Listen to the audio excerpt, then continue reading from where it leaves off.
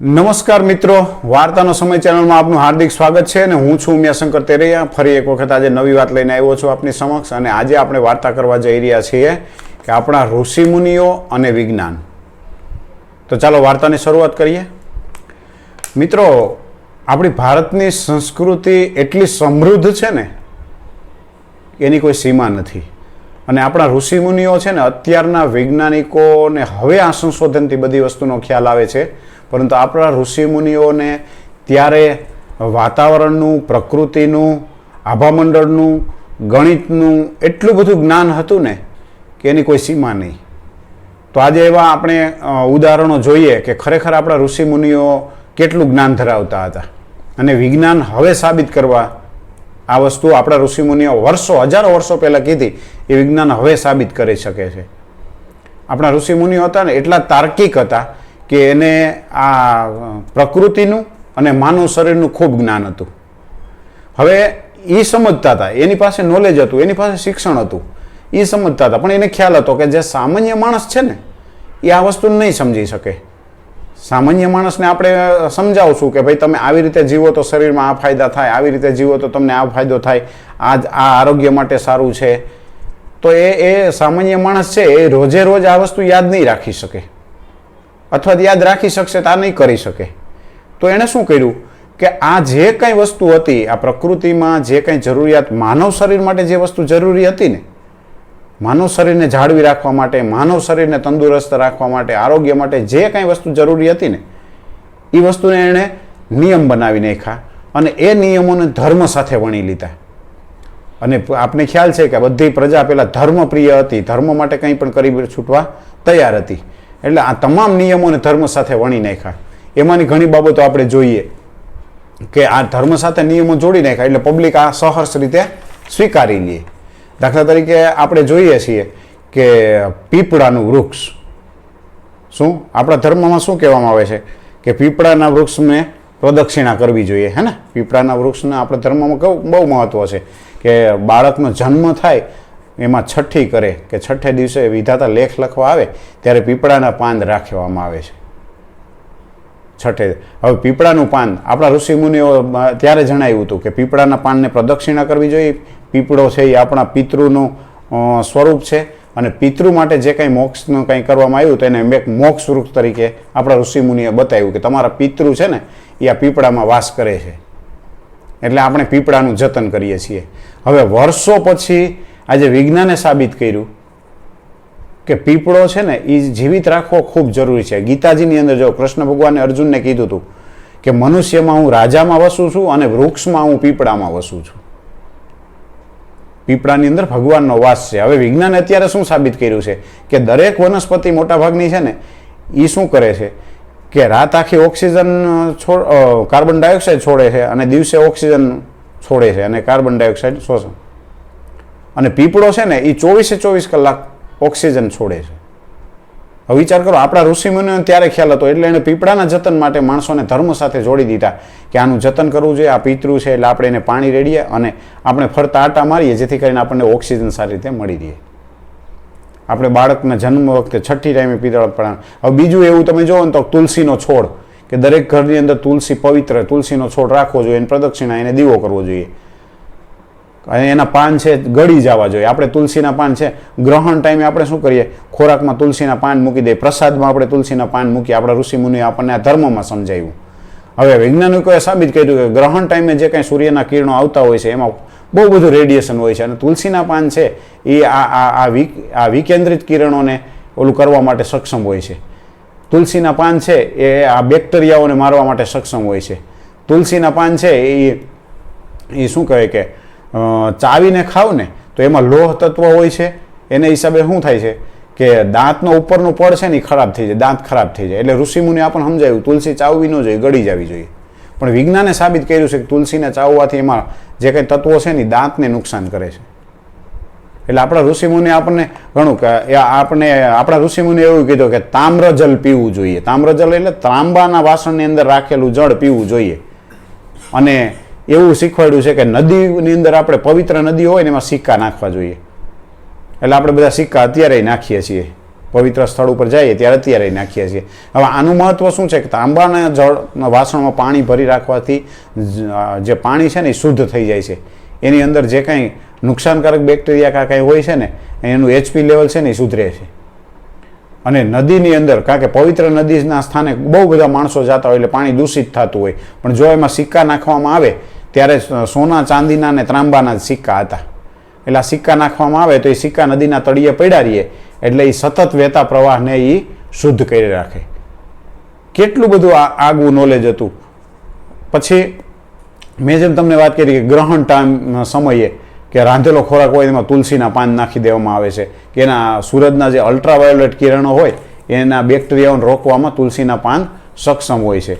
પછી સૂર્ય નમસ્કારનું આપણને શીખવાડવામાં આવ્યું છે કે સૂર્ય નમસ્કાર કરવા જોઈએ. હવે આપણે સૂર્ય નમસ્કાર, શરીરની એક એક નસ ખુલતી જાય છે સૂર્ય નમસ્કાર કરવાથી. વિજ્ઞાને સાબિત કર્યું છે કે સવારનો કૂણો તડકામાં વ્યક્તિ જો કસરત કરે તો વિટામિન ડી સવારના તડકા સિવાય ક્યાંયથી મળતું નથી. આપણા ઋષિમુનિઓને ત્યારે ખબર હતી કે સવારનો તડકો માનવ શરીર માટે ખૂબ જરૂરી છે. બીજું, મંદિરની અંદર ઘંટ વગાડવાનું, આપણે મંદિરમાં ઘંટ ટીંગાડ્યો. બીજું કાંઈ કેમ ન કર્યું, મંદિરમાં ઘંટ કેમ ટીંગાડ્યો? હવે આ ઘંટ છે ને એ 4-5 જાતોનો બનેલો હોય છે કે શું કહે, તાંબુ, જસત, પિત્તળ, આ 4-5 ધાતુનો બનેલો હોય છે. અને એ વગાડો ને એટલે એનો રણકાર છે ને, આમ ઘંટ વગાડો ને પછી એનો રણકાર તમને કાને 7-8 સેકન્ડ સુધી એક ધારો સંભળાય. એટલે એ અવાજ છે ને એ મગજના 2 ભાગ, ડાબા અને જમણા 2 ભાગને સંતુલ કરવાનું કામ કરે. એટલે મગજના 2 ભાગ એક સરખા સંતુલિત થાય અને એનો અવાજ છે ને એ 7 કે 8 સેકન્ડ સુધી, એટલે માનવ શરીરમાં જે 7 ચક્રો આવેલા છે ને એ 7 ચક્રો એક જ અવાજમાં સ્થિર થાય ને, એક જ અવાજમાં સ્થિર થાય એટલે માણસનું મગજ સ્થિર અને એનું લોહીનું પરિભ્રમણ એકદમ શાંત થઈ વ્યવસ્થિત થાય. આપણે ઋષિમુનિઓને ત્યારે ખબર હતી કે આ ધ્વનિની આ શરીરને જરૂરિયાત છે. પછી આપણે ઉત્તર દિશામાં માથું રાખીને નહીં સૂવાનું. વિજ્ઞાને હવે આપણને સાબિત કરીને કે પૃથ્વીની ઉત્તર ધરીમાં ચુંબકીય બળ હોય છે અને આપણે સૂઈએ આપણને ખ્યાલ છે કે એ નુકસાનકારક થાય છે, નીંદરમાં ખલેલ પહોંચાડે એટલે મગજને ઇફેક્ટ થાય છે એટલે આપણે નથી સૂતા. આપણા ઋષિમુનિઓને ત્યારે ખ્યાલ હતું કે ઉત્તર ધ્રુવ પર માથું રાખીને ના સુવાય. બરોબર. પછી જમવા સમયે શ્લોક, અત્યારે તો ક્યાંય છે નહીં, તમે ઘણા વ્યક્તિને પૂછજો, દાદા દાદીને કોઈને, કે આમાં પંગત બેસે ને, જમવા બેસે ને એટલે આમ પીરસાતું હોય અને આમ એક પછી એક શ્લોક પૂરો થાય તો સામે છેડેથી બીજો શ્લોક પૂરો થાય એટલે સામે છેડે ત્રીજો. એટલે લગભગ પીરસાઈ ગયા પછી 5 મિનિટ સુધી શ્લોકની સામે આમ જેમ દુઆ બોલતા એમ શ્લોક બોલતા હોય છે. આનું કારણ શું હતું કે થાળીની અંદર ભોજન પીરસાય અને ભોજનની સરસ ગરમ એવી સુગંધ આવે, આમ સુગંધિત આમ સ્મેલ આવે એટલે મોઢામાંથી લાળ જળવા માંડે, અંદર હોજરીની અંદર આ લાળ રસ બધો ભળવા માંડે અને અંદર જે કાંઈ ભૂખ લાગી હોય એ વધારે ભૂખ પ્રજ્વલિત થાય, અંદર અગ્નિ પ્રજ્વલિત થાય. પછી કદાચ ગમે એવો ભારે ખોરાક એટલે ઘી જેવો ખોરાક અંદર જાય ને તોય પાચન થઈ જાય. એ આપણા ઋષિમુનિને ખબર હતી કે ખોરાક પીરસાણા પછી થોડીક વાર રાહ જોઈએ ને તો મોઢામાંથી લાળ ઝરવા માંડે એટલે અંદરથી અગ્નિ પ્રજ્વલિત થાય, પછી ગમે એવો ભારે ખોરાક જાય ને તોય પાચન થઈ જાય. હવે વિજ્ઞાને એટલે એવું સાબિત કર્યું છે કે એકદમ ખાલી પેટે ખાઓ, એકદમ ભૂખ લાગે અને પછી તમે ખાવ તો પાચન થાય. કેટલું નોલેજ હતું પ્રકૃતિનું અને એને ધર્મ સાથે જોડી દીધું. પછી શિખા, ચોટલી, કે ભાઈ અહીંયા છે ને મગજની લગભગ બધી નસો ચોટલીની જગ્યાએ હોય છે કે જેથી કરીને શિખા રાખવાથી મગજનું બેલેન્સ જળવાઈ રહે છે, મગજ ગુસ્સો શાંત કરે છે. પછી ચાંદલો, કંકુ ચોખા, ચંદન કે સુખડ કે કંકુનો ચાંદલો કરવાથી મગજની જે કંઈ શક્તિઓ હોય છે એ કેન્દ્રિત રહે છે અને મગજ શાંત રહે છે. અને અક્ષત છે ને ગુસ્સો કંટ્રોલ કરવા માટે ચોખા છે, એ મગજની જે કંઈ ઉર્જા છે ને એને બહાર નથી, અક્ષત એટલે ઉર્જા, એ મગજની ઉર્જાને બહાર નથી નીકળવા દેતું. એટલે આપણા ઋષિમુનિઓ જો ક્યારેય નહીં તો કાંઈ નહીં, પણ રાજા છે ને, રાજાને હંમેશને માટે કંકુ ચોખાનો ચાંદલો કરતા. અને વરરાજો હોય ને ત્યારે એટલે એની ઉર્જા છે ને, એની આભા છે ને એ ક્યાંય બહાર ન જવા દે ચોખા. આટલું બધું મહત્વ એણે ધર્મ સાથે વણી લીધું હતું. વિજ્ઞાન હવે આ બધું સાબિત કરે છે. અને શું કહે, પૂજામાં શંખ વગાડવો, આ પણ પૂજા સમયે શંખ વગાડવો, આ પણ સંધ્યા સમયે ઉંબરે દીવો કરવો. અને તમે સાંભળ્યું છે કે અનાજની કોઠીમાં આપણે દીવો કરતા. ઋષિમુનિએ એવું કીધું, અનાજ છે એ દેવ છે, આપણને ભગવાન બતાવ્યા કે અનાજ છે એક દેવ છે. અનાજ છે, જો અનાજ ન મળે તો શરીર જીવિત ન રહે, એટલે એને દેવ બતાવ્યો. તો આપણે કોઠીની અંદર દીવો મૂકતા. હવે થતું કેવું, કોઠીની અંદર દીવો મૂકે અને એને ઢાંકણું ઢાંકી દે, એટલે ઓક્સિજન જ્યાં સુધી હોય ત્યાં સુધી દીવો પ્રજ્વલિત રહે. પછી ઓક્સિજન ન મળતો હોય એટલે દીવો ઠરી જાય. શું કામે કે એમાંથી ઓક્સિજન નીકળી ગયો હોય. હવે ઓક્સિજન નીકળી જાય ને એટલે અનાજની અંદર કોઈ પણ સૂક્ષ્મ જીવ જીવિત ન રહી શકે, એટલે અનાજ ક્યારેય બગડે નહીં. કેટલું બધું આગવું હતું, બરાબર. અને દી આથમે ઉમરે દીવો મૂકવો. હવે બરોબર દિવસ પૂરો થતો હોય અને રાત્રિ શરૂ થતી હોય, સંધ્યા ટાણે એટલા બધા જીવ જીવાતો ને એટલા બધા બેક્ટેરિયાઓ જે ઘરમાં પ્રવેશ, કારણ કે ઘરની અંદર દીવો બળતો હોય એટલે પ્રકાશ સામો પ્રવેશ કરવા માગતા હોય છે. એટલે ઋષિમુનિઓએ કીધું કે ઘરની અંદર દીવો મૂકો ને પેલા ઉમરે દીવો મૂકવાનો. એટલે એ તમામ પ્રકારના બેક્ટેરિયા છે ને એ અડધી કલાક આવવાનો પ્રયત્ન કરતા હોય ને એ સીધા પ્રકાશને પ્રેરાય અને ત્યાં જાય અને એમાં નાશ પામે. અને અમુક બેક્ટેરિયા ભલે એમાં ન જાય તો એ ઘીના દીવાથી એ મરણ પામે, જેથી કરીને ઘરની અંદર આ બેક્ટેરિયા ન આવતા. પછી ઉપવાસનો એટલો બધો મહિમા હવે વિજ્ઞાને સાબિત કર્યું છે. ઉપવાસનું ત્યારે 11 કોઈ એક વાર ને એ રેવડાવતા. હવે વિજ્ઞાને એવું કીધું છે કે અઠવાડિયામાં એક વખત જો ભૂખ્યા રહીએ ને તો માનવ શરીરમાં એટલા બધા નબળા કોષો હોય છે, એટલા બધા મૃત એટલે મરી ગયેલા કોષો હોય છે, જો એ નાશ પામે ને તો જ નવા કોષો પેદા થાય. એટલે એક દિવસ તમે ભૂખ્યા રહ્યો ને તો શરીરને જે જરૂરિયાત છે એ તો ખોરાક ક્યાંકથી મેળવે છે, તો એ આ નબળા અને મરેલા કોષોનો ખોરાક તરીકે ઉપયોગ કરી લે છે અને જેથી કરીને નવા કોષો બને છે. વિચાર કરો, પ્રકૃતિને શરીરનું કેટલું એને જ્ઞાન હશે.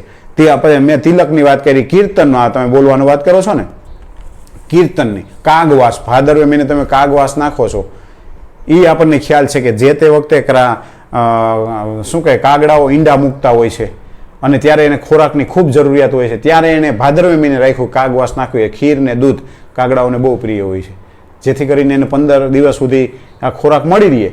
તો એ અને છેલ્લે હું તમને કીર્તનની વાત કરું. કીર્તન બોલવાનું, તમે એક કીર્તન ગાજો, તમારો શ્વાસોશ્વાસની ક્રિયા શરૂ થઈ જાય. આ બાકી આરામની જિંદગી જીવતા હોય તમે ક્યારેય ફેફસું આખું ફૂલાવીને શ્વાસ નહીં લીધો હોય, પણ તમે કીર્તન ગાતા હો, લાંબે રાગે ગાતા હો તો ક્યારેક આમ આખું ફેફસું શ્વાસથી ખાલી થઈ જાય ને ક્યારે આખું ફેફસું ફૂલાવી અને ગાવું પડે, જેથી કરીને આ શ્વાસોશ્વાસની ક્રિયા એકદમ શરૂ થઈ જાય અને રુધિર પરિભ્રમણ બહુ એકદમ શરૂ થઈ જાય. અને તાલીઓ પાડવાનું, તાલી પાડવાનું ખૂબ મહત્વ. થોડી વાર તાલી, અસંખ્ય આની અંદર જે પોઈન્ટ આવેલા છે કે જે આખા શરીરને ઉપયોગી છે. એટલે ઋષિમુનિઓએ નાની નાની નાની એટલી બધી બાબતો આપણને શીખવી છે કે જે આ પરંપરા છે ને એ આજે વિજ્ઞાનમાં એવું સાબિત કર્યું કે આ બધી વસ્તુ ખરેખર આપણી સંસ્કૃતિ સાથે જોડાયેલી છે, આપણા શરીર માટે ખૂબ ઉપયોગી છે. આશા રાખું છું કે આપણા ઋષિમુનિઓનું જ્ઞાન અને આજનું વિજ્ઞાન આ બેનો સમન્વયની આ વાત આપણને ગમી છે. ત્યાં નવી વાર્તા લઈને ના આવું ત્યાં સુધી અસ્તુ, જય હિન્દ. પરંતુ ફરી વખત આજે એક વખત કહું છું કે ચેનલનો મારી વાતો ગમતી હોય, તમને આનંદ આવતો હોય તો ચેનલને શેર કરો, સબસ્ક્રાઈબ કરો અને લાઈક કરો. અસ્તુ, જય હિન્દ.